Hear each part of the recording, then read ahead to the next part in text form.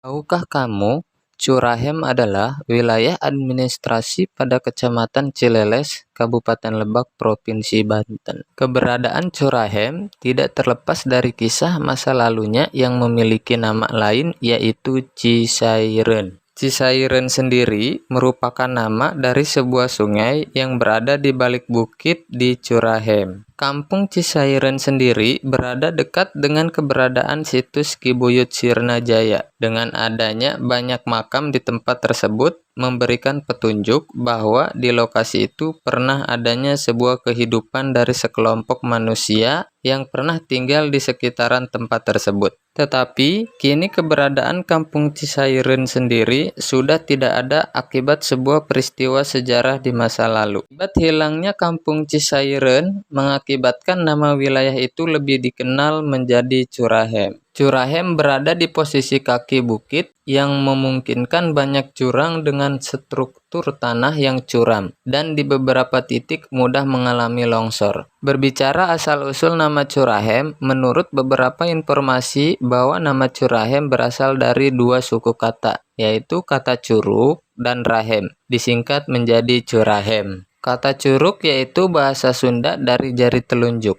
Sedangkan rahem ialah mulut harimau yang sedang menggigit. Cerita masa lalu, ada seorang petani bersama istrinya dan membawa anaknya yang masih kecil. Mereka pergi ke sawah untuk melakukan aktivitasnya dan anaknya ditinggal di sebuah saung. Saung ini adalah rumah yang berada di pinggir sawah atau kebun, biasanya terbuat dari bambu dan dibentuk secara sederhana. Saat kembali, pasangan ini melihat jari telunjuknya atau curug anaknya sudah berada di mulut harimau dan dimakan olehnya atau rahem. Kira-kira begitulah ceritanya, walaupun kurang masuk ke logika. Tetapi, jika melihat inti cerita tersebut, bisa diketahui bahwa kemungkinan cerita ini bisa masuk akal karena berdasarkan petunjuk tentang adanya masyarakat yang sudah tinggal dan diketahui pula. Di wilayah ini, pada masa lalu masih dihuni oleh harimau Jawa. Tetapi, kini keberadaan harimau Jawa sudah menjadi hewan langka akibat populasinya yang semakin menurun. Dan kemungkinan pula keberadaan harimau Jawa di wilayah ini sudah sulit ditemukan. Selain itu,